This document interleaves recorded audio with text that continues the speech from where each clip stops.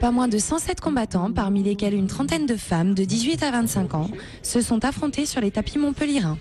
C'est en premier abord un sport de combat pour se défendre et après une forme de compétition qui est née qui correspond à des formes de projection, techniques de projection qu'on pourrait apparenter à la lutte, les formes de lutte, de judo et après des techniques de soumission au sol, clé de bras, clé de cheville, clé de jambe et techniques d'immobilisation.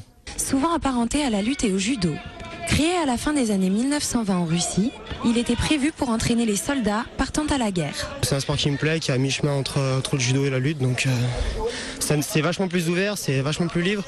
On a des formes de combat qui me plaisent, beaucoup de choses qui sont interdites au judo, qu'on a le droit de réaliser au sambo, donc c'est pour ça que je suis ici aujourd'hui, quoi. Une journée sportive qui a enchanté les débutants comme les initiés. Une façon de séduire un nouveau public qui pourrait se rajouter aux 130 personnes déjà licenciées à Montpellier. Cette compétition était aussi une sélection pour la Coupe du Monde universitaire qui se déroulera en fin d'année en Russie.